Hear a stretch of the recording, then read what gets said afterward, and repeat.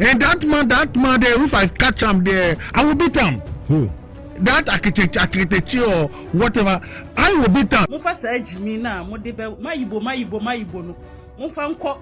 hwe moma. Bukom. Proclaim no we bleaching wo ho. Say wura wadwim na ma wo yade a. Fie ko ne anwe ho. Wo Ayitey boy so say. Ye nya na ko Okatakyie Afrifa. Apampa mu se tema moto wi, apampem se tema moto wi. Madakura. And ye report amane se Bukom banku so ye boxer. It's Okatakyie Afrifa boxer fasama. And was so what to me won. Man the cat so ye boxer. Wo ye ma pants, wo ye boxer. Who did you Okatakyie Afrifa atema, Misume didi mu atem. Mo Bukom banku ene Ayitey powers ye ka boxing po a mo mfa mo ho mfa nto nche na mo de mo nka ho mpo de ma yile. Empenifo se oba a oni nuamema no oro ne yebo no ese yi ache ai wetima bu na sama ma betu ko be me bi eni fio e ma nko a obi ama no me kontokwa but oba a oni nuamema ofie de ye mfa ntokwa amfofro e be betu we so e betu we sem se se no gese abusia uko se shebra montran so de a amafo ebuo fom ko kwa pai omo abe clash with Bukom banku Ayitey powers eni mugabi e fa nsem a onko tra TV XYZ e kan fa Afrifa a wo kire mu se Omba bu Afrifa Bukom banku Ayitey powers HS omba bu Afrifa se Afrifa agwakasa afa sharaf mahama ho sense nsem no ebusu audition of the ReasonShow Bigscout media any other TikTokers omo abe fire sanko fumensa ye mugabi Bukom banku any Ayitey powers omo be kan wadwen pa eda tiri omo Penyah block media mesra say dey obe like video na that my boss subscriber to some can keep notification on latest updates na betre wadwen dia mama e wo comment section so baswa watch video for so enya bi ashi etenye nim nema etwago sharaf mahama is organize a boxing contest our Ghana ha Anthony Joshua ebe abie no kire fifa ko bisa question say na abofre kwa onya sika wo hen eno anes a share Ghana for ni bi abufu especially NDC for no as adentina mahama ba sharaf mahama organize bibia is all reviving Ghana boxing FIFA akobisa question into FIFA enemy to the state omuntiase and I was even ask myself say na sports minister na some fast one say because mahama ba and betimi abe revive boxing that forms part of sporting activity our Ghana had there and na sports minister and some person say yam pam no mum and na ke pam sports minister na mahama boy and me na because ono kura bo adwuma as sports minister what does I say because as sports minister now there is a dead aspect of baby there shows that there's one aspect there a dead now want to revive it now obi na revive it there now so nim so as sports minister yin wodi emfa for emra e ba sa question for ebusi aye no and then say Mugabe edin ka betina no shows ebedi na tem e ma some of the boxes e be kika bi kire everybody we be kire abo no emu ene ma everybody e ba aye e be ka kire o mu say boxes for na o mu edi na tem nyina no so mu ahoden bia a o mu so mebo no so mu ahoden a ene ko mu nsu nyansa na o mu fo ahoden enkwaje title emre Ghana because ye film the something makun to kwasa akon mu twenye enonyam bia ma Ghana apart from McBones on as a bomb modern mama kan nyina de mu twataw makun to kwa akon a monye hwe ma Ghana ti munya nkwasa asem everyone so feel be kan no ene Bukom banku ene Ayitey powers ene Mugabe e copy with XYZ na hono ene got threat everybody say everything kwasma o be bono spiritually and physically o be chine abono Me manya start sa adwuma we no I'll make sure say I will finish it and I will fight anyone spiritually and physically. I will fight anyone. Yeah, obe Penyah no ewo eye Sharaf Mahama so. I'm sending a warning to them. They know me and they know what I can do. Spiritually, physically, they know what I can do. They've been here before and they know what I can do. The father became, that's why I'm hungry, because Sharaf start promoting the time way back. NDC is not in power, even opposition. Thank you. So why if the guy now trying to, support to take bossing on his shoulder, and now you will talk? If this guy vets and he say, "Oh, I'm out in boxing," then the bosses will lose. And that man there, if I catch him there, I will beat him. Who? That architecture or whatever, I will beat him. Even the bosses we are trying to go to where he have been doing is I mean, do that thing in bedroom. We will catch him because in his bedroom. My brother, we will catch him live and beat him. Every time because you want to spoil some people's chance. I don't understand. The reason why I don't understand this man. So he want to tell me if Ibrahim Mama stand back on Sharaf Mama, he can't do what he has done. Yes. Yeah. Even if only the father said I will help my son. He be international footballer. So I don't understand. This man there will Banku. This man we have to beat him. I'm telling you, if you don't want to go there, I will go there alone and I will beat him. Nobody will arrest me because you want to spoil the boss's career. But take it easy. No. Mugabe. Take it cool. No. My brother, don't beat him. If you beat him, beat him. You know something? Don't tell me. Listen, that Ibrahim Mama family, they are rich men. Jasmine Anna Odesheba, the Reason Show host on YouTube. Bigscout Media, any other TikTokers, Abem, na omo abeki kebipa, eda tre box e film so me go prefer no. Omo abe di omo djuma e wo montene so. We e Okatakyie Afrifa. We e Bukom banku. Ene Ayitey powers. Joshua Klote, boxers na Bukom momra. Hey. Sa boxers no amugu epona no ho no. Se Bukom proclaim no odi bleaching wo ho. Se wura wadwim na ma wo yade a fie ko ne yanwe ho fa ko pe ba bitna sa boxers no mo ye shame se enne de obi criticize president Mahama yababu no mo ye sa video nya mo ye shame nana mo okura mu ena NDC fo di akufu ado atem ana wo to koken ana wo no wi ana wo ko ne yire na ne yire days ne badis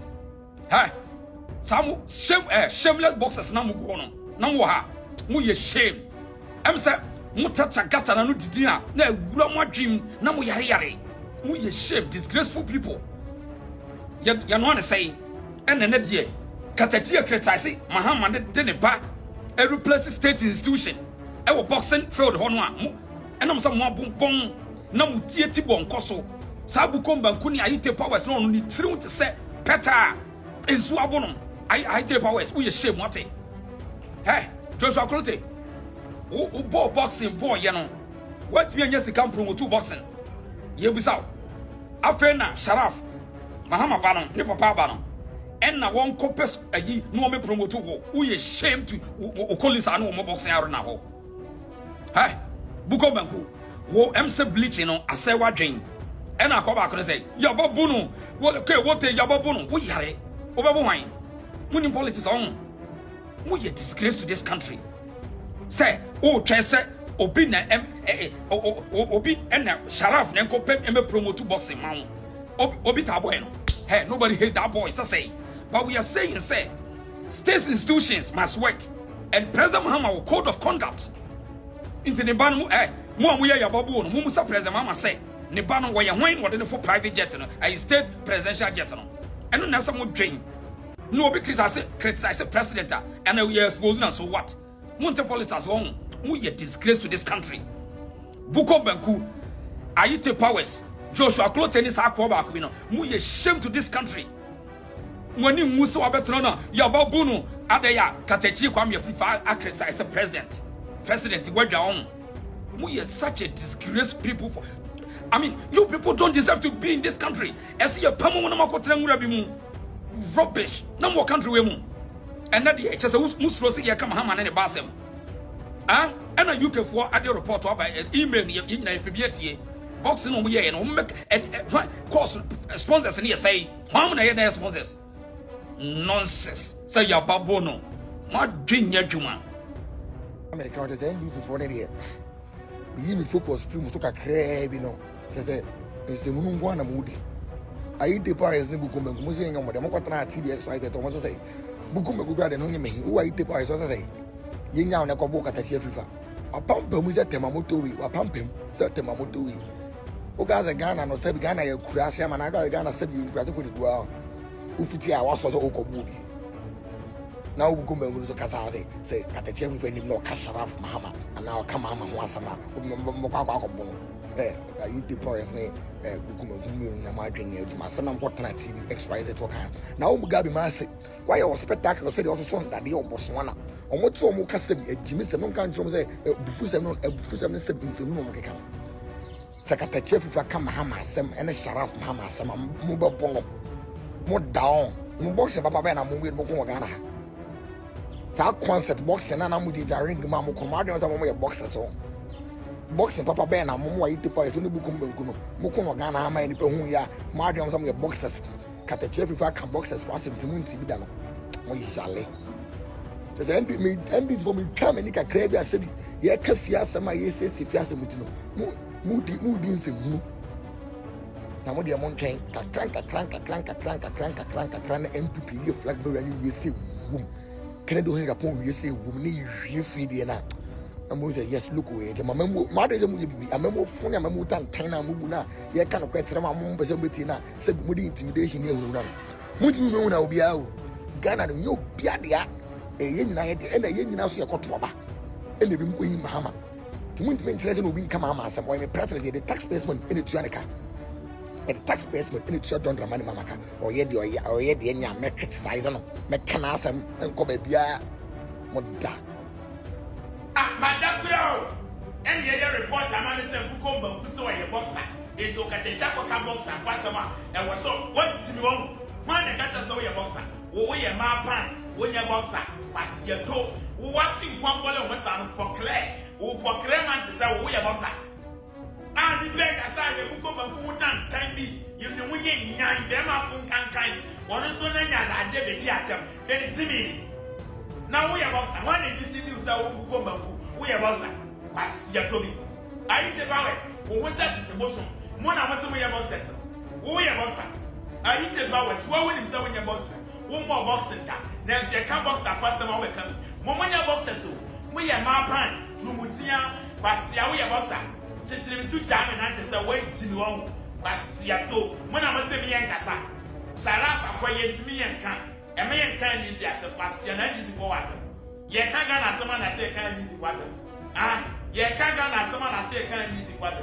All of a sudden, Quasia Soliana me a boxer, I put to the boxer. Ayitey powers and Bukom.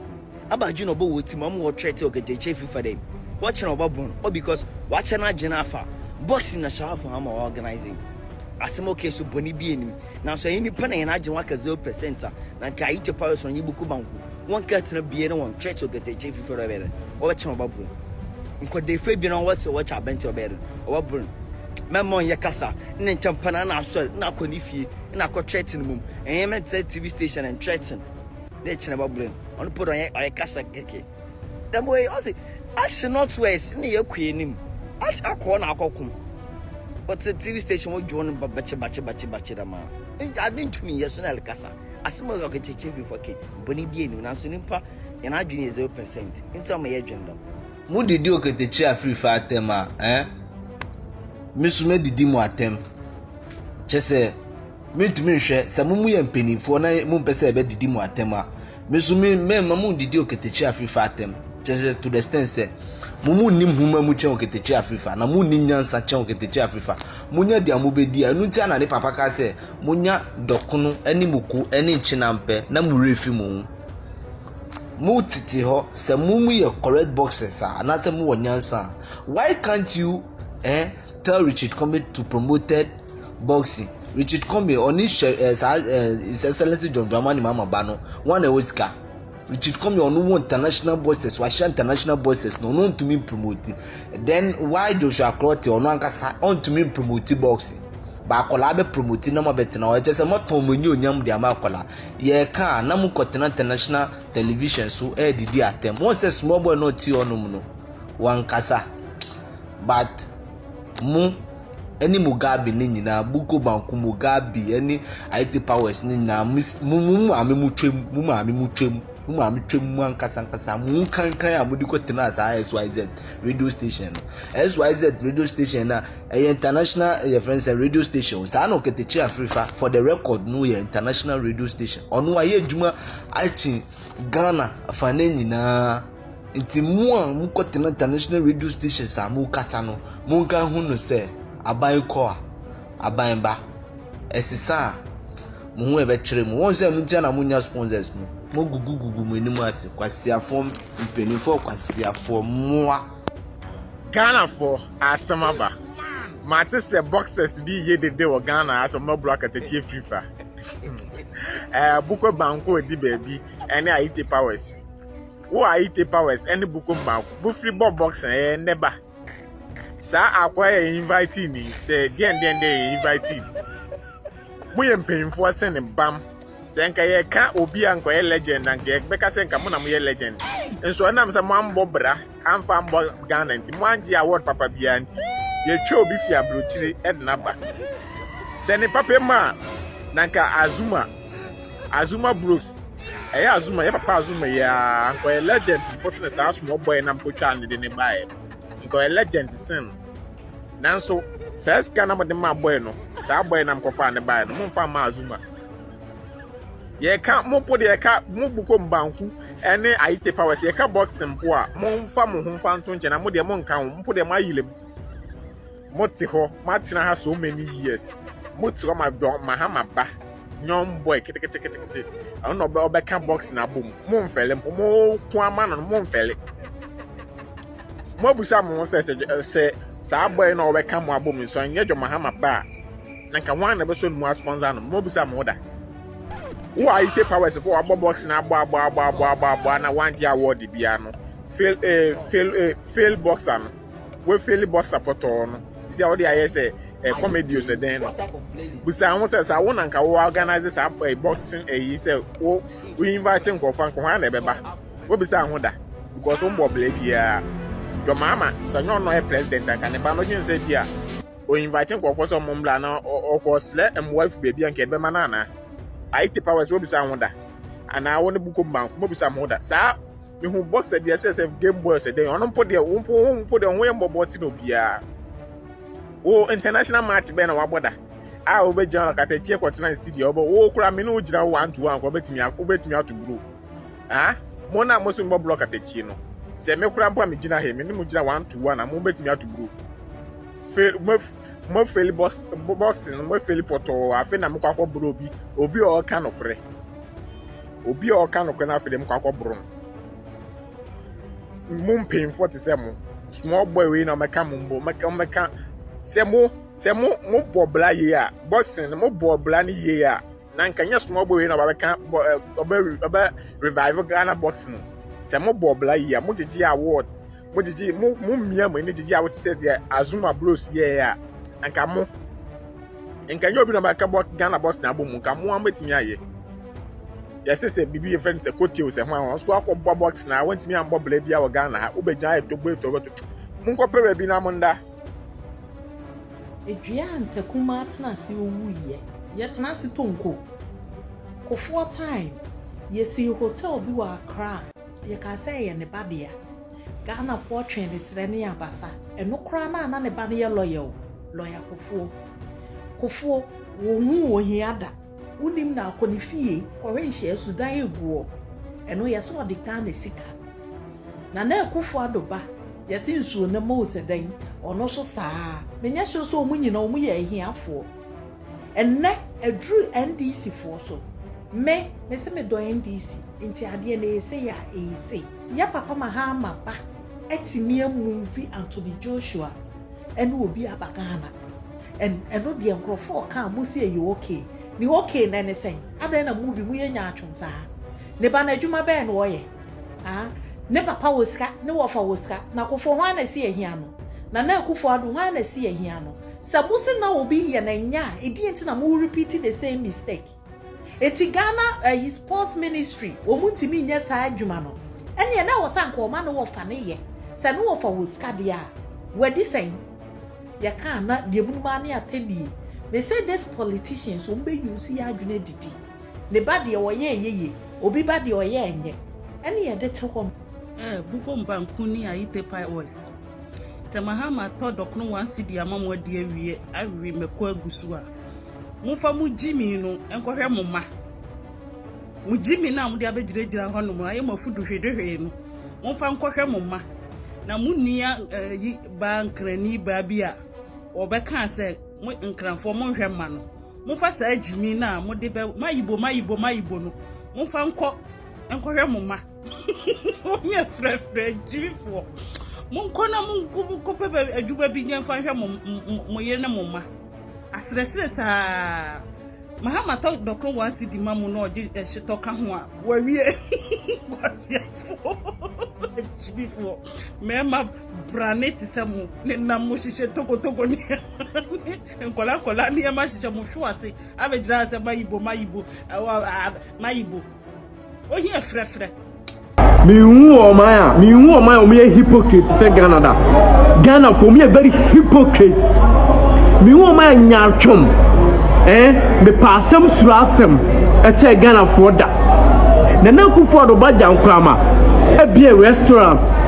and this for so munti bi da sameja fili ne ko fa omunti bi da na Akufo do ba no onya sika wai e o di bia restaurant e ma Ghana for so pa Akufo do and MPP for so ma dwe sika e dia ma ne ba dia bia restaurant eni ni ahe eni na sa ya be to about 2025 ye o ma peni don ma so medi Ghana so obedu so the 5 months the 5 good months and a nurses for cost strike so mu pe incentive clothing allowance incentive bi e da ka o musika on keke o cost strike my nipa who hospitals o cost strike my nipa who hospitals e di na o twimienu o di na o twimienu 2 weeks e o fie o 2 weeks o di e o fie no I Ghana for power matter kumato yemo nurses for no adwuma no in 3 days time and a John Dramani Mahama president of Republic of Ghana the Basharaf I organize boxing bout de Anthony Joshua mo eba Joshua kwete ma Ayitey pause eba baby na Ghana for busa mo say Moses Kenu e de be nurses for no incentives in we de be Ghana for no na Obadie onyesikane wo hemfa and odo organize boxing bout today told himself friend Anthony Joshua all the way from United Kingdom and in Ghana na Ghana posu bisa say koto de ne bodje yenya nche de onko esoyonku ha etuoyonku ha osi etuabiam na Akufo do body ye bi na Akufo do body ye ma Ghana for kita ma Ghana for kan what Akufo do ye wo wiesika de ma ne ba bie restaurant no na John Dramani Mahama oba so aba baby was oba baby oba oni company oba oni adwuma bia organ hanom organize boxing ba na Ghana for busal questioner mutwa musi shikum muti bida na akoda no or starting project no for the past 3 years for the past 2 years I did not start project for the past 2-3 years no sponsors and sponsor no amana Anthony Nsa amfa to Joshua mo because of papa mamu no way it is sponsorship bia obia obi a sponsors a obenya sere ye koku anya de no ani kwa se de ye kofi because se de ye na Akufo do na se yesi wanya de o the scam man ba bia restaurant dia na John Mahama Ghana for buta so ba no nya sika no wai also the bia or the organize that boxing bout no neko yakokan ahwikum Sadiq Adams NGFM Dr. Kwakote Wadawoma NGFM no ayino Accra no sports queue for no they say omu politicians and ehu so omu politicians ehu Sadiq Adams we sports no enye ne na eno ya abaya and so second our sponsorship adi Anthony Joshua aba and ka sponsorship no and sponsors no ekomu mawo Sadiq tia some listen to wisdom Sadiq Adams our sponsor NGFM Accra Senka una organize boxing bout ranka sa sponsorship no and sponsors no and ka unya busa dem tira do ma ba de unya sa sponsors no what busa sa question no how to cancel for no wona sa akwa bi na wa sa akoko e na nu so ma yatutu no listo wo no ala ba kan NGFM se mo sports school so me politicians so me ehu yatu bia manu ma ne hu se yatu bia manu listo wo na wa sa akoko ko ntwa no Okatakyie Afrifa no Okatakyie Afrifa ko kan o Ayitey powers utiri wo sa akoda ayi enframa afa ya de no kosoro wo so babu Okatakyie Afrifa Ayitey powers Joshua Kote mo start boxing na eno ya abaya e kan mo na mo organize boxing ya kenchamo ade na akwani ye no obi enu a ha no anase nu obi enu a ye ne yawo da bi wa ya ade ba Ghana for busa the sources because obi ye bi Akufo do ye bi ne ase nya de ade ntra mama de o ye bi de ende ye obi ye bi ne se yesi enye dia ade na obi de obi ye bi dia mo se no dia ye mo hwi ya hwikum akwa na starting project no we for the past one ade na Akufo administration akwa na factory Joshua ma na Anthony Joshua ade fi United Kingdom e be du Ghana no appearance fee keke ko betima $2 million obetima $2 million Ghana for sika na nurses for pesika ya de nya bi ba ne asesa de ama obi ma obi ba no de na busu adom aban bi ba no de na busu afo no mu enjo na Ghana ahiafo no na o mu to ne esu yesugu oyeyem Ghana for it's about high time I see adwene ye usu ya adwene no is a nya political lens bem na show by kan kwede na ache mo ye nya political lens o by kan kwede na ache say ye timam for papa ye tuo for papa Joshua Kwete ni Ayitey power mo muso mbabo Okatakyie Afrifa e pani for mo kwete so fufu gene kan mo organize kwan keche mo na Ghana sports ministry mo to no mo ye dey Ghana Kofi Adams sports minister I want to hear dey yaji woni mo nyam dia ma sharaf akwa keto 2 years no wu nyansa enka bibi fanfa ho Ghana Boxing Association mo to hear dey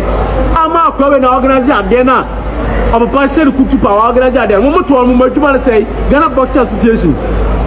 sports ministry mo maduma say mo maduma pa say Kofi Adams wo maduma say as a sports minister akwana de no ye no bianca say nyo eye wa magana or the lamplight na to Ghana so na mom Akufo do buy a business ya kitsaze de ade na mama ba de ya kitsaze enye yi koto de ne bojo ye nya chere de onko ne so abronku da sunu dokoronko asunu abronku ada sunu dokoronko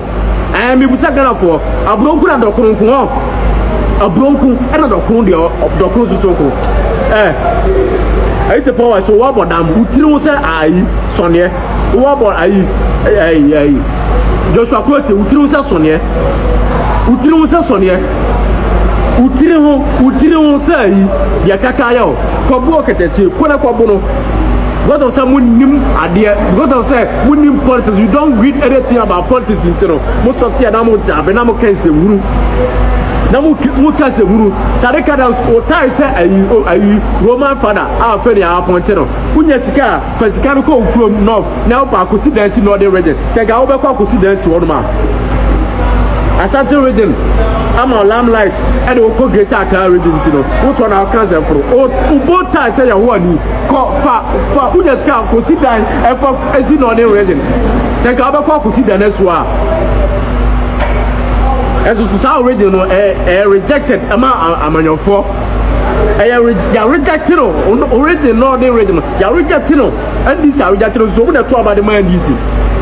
and this MPP na party oba ya or dey overhead about Tamale on the do overhead about Tamale what this be ade no ya ma Tamale honum musa we expose so some politics so we hu dey we ya honum Samu we are supposed to listo na na se fifi wo se chad for kwa na do ma bebu Ghana na litiro asa akoko ya port akwa de na lusu hyimu ne ko atwe kosoro yoma minim dia wo ade awe no ho a kwete kwako ote efa wo aduma bure mu station my why mu ande afa makra no mu fanya politics my fanya politics pa ye be twa wo ye be huru ya no ene noma a ekoso ewo ye NDC aban nim D levy ene de kekeka ho mo timi abie ma no akasa ba Okatakyie Afrifa eye wo ye kire etia eye E levy idi say aya na to de bu na mechese nkofo ekeka say Okatakyie Afrifa onye credible onye na brofo na monti ase ana because nipa no ho no obeka emfa wo se ne papa mpo ne si so obeka no kore no etinu wo say a mo pese mo say abrantie ni din na mo pese mo de eye enkekawa bi ede ekeka no no enye yo emfa because osoro aginatum asase aginatum ti bibia no amoye ne beyi afede Kofi Mahama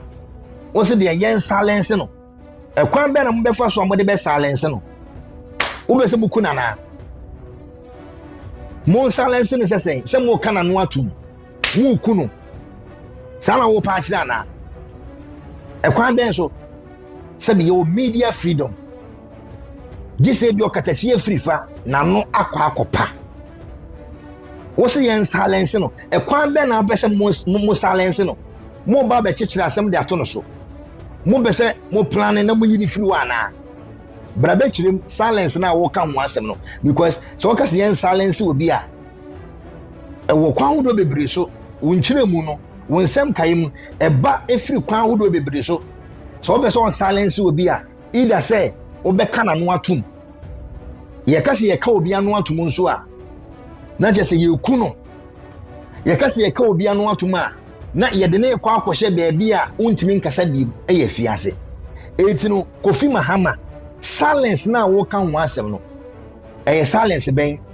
mo be se mo ku no ana mo be se mo chechena asem de to no so na okoda fiase ana Okatakyie na adwumo do etina mo be se mo first kwan bia so de national security ene no ma bi etimi intimidate abrante no ma wo se amfa because de no kro na adwuma Yewura Mahama ondi na temoda te se me na pempa metie mano entia Yewura Mahama da nemum enoma bia ekoso wo na mamuo mu se entwe ya ye bekasa amatela mpo na wo Kofi Mahama wo share ni video ebo nsem edema amatela awo dimpanifo atem di ahemfo atem da be no Okatakyie Afrifa bie na no edi wa hempo bi atem wo Ghana da ko fa video ni bra da be no Okatakyie Afrifa edi Yewura Mahama atem da so wone na nya adwene e wo na mamuo a wo gu ho a eno nkire se wo tan no anaso wo kwa kodi na atem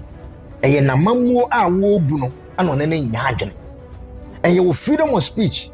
ana wo democracy a obi atimi kire na adwene ebra na NPP ewo so ede be na Captain Smart wanye ensem be na Captain Smart wanka samo bo mo nsem ede ma no mo nsem de ma Captain Smart Manasi ensem be na wanka muntie 3 ensem be na manka wahene ba Aboa ensem ben ana wanka Amatela ensem ben na wanka name them eno ne de mo bo mo nsem Kevin Taylor mpa otimi di atem di ahemfo atem kura wo Kofi Mahama wo share ni video esoso no so Okatakyie Afrifa rempo 7 months po me say 4 years no e be very long e dey ma NDC for yewu se no kure a Okatakyie Afrifa wo kan wo mo te se wo sofo abrobe no afi de yen silence no me say e be wo mo na wo de be mamo ono ba just 2 days 2 times in the week 2 times po or share say for no now about 4 times in the week by simple now what they am 2 days pay 2 times in the week just Wednesday and Saturday no mpo na montimi ana mo asem pa ebone po mo asem kese ebone po munya huhwe o yete Ghana and some ahodo a NDC for communicators binum ekekaye entwato so ene nsem ahodo a mumutimi nya akonya ekekaye no afedi ye de mu amaduro no ebre mo se monno monjena monno a mudwane eduro na mo de brenkofo se omonno no ye de se eduro na ye be mia mo kon e de atomonum na mannom se bia ensuo toye no sa na wiabo a ebeye abana mo de bo tachi no sa ba akro na ye de bebo mo nkama no ntum na enkom ho Okatakyie Afrifa ya sembusa keke eno busae te se de mutimi nya akonya kobusa na nadu dan kokufo ado ne baba ema Kevin Taylor na NDC fo bi etimi ka se o the $6 million akwa bi restaurant no the same thing na yensu ebebusa obi enu otan Sharaf me penasem pa ensa na ho brase basi bia nsuo toye no sa na wiabo a ewo seye sibia mutimi nya kokoduro enya tumi ekasaye ebusa nsem no sa nsem na yensu yebusa etu obia no betima yo Okatakyie bibi ewo manja na mu gise bia waya ade eti amra sibia mutimi kira maadwene mutimi keka maadwene a obia anya mohwe no yese de mo ba be use dictatorship ene de akeni patuman enipa no watumana na mo se na nadu danko akufuado dictator enye mo na mo kan se na nadu danko akufuado on practice democracy na all practice dictatorship no enye mo na mo kan ene de mo se yanka ya no ntum na mo so mo practice eye dictatorship ana na mo so mo practice eye sa awurade nyankopon hey Kofi Mahama unya hu hwe na wo nam social media so na wo comment na wo di atem na wo transemfon eno obi cheo obi bo obi kan wano tum utimi ba me page no aba be di na na do dan kwakufu ado atem na wa ye no ma bia nsem fata obi cheo bo obi silence o ene ayana wo hwe nkofo bi a enkane no no ma yo mo so mo de mo ye freedom fighters ye de ye fix the country ye say ene sankofo mu hu omu bi ene sankofo na omu ye o ye kire na demonstration na galamsey na de mu sankofo ni bi ene omu nyina da ne NDC communicators and omu play a defense ene omu nyina da ne NDC communicators and omu play a defense me say Ghana o ansa ne be hu nipa bi mu etirimu asem ye be hu nipa bi sunu omo ban no na aye too late omo anu omu play a attack eye wo ye kire ebo na nadu danko kufu adu achi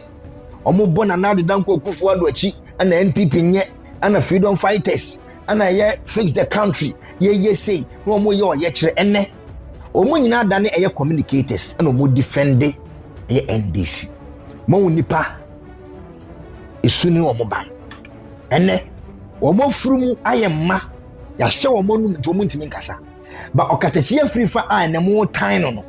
mo fi so wakwa kan de yenka intene mo manya akonya a mo defend no Okatakyie Afrifa okan de yesene sei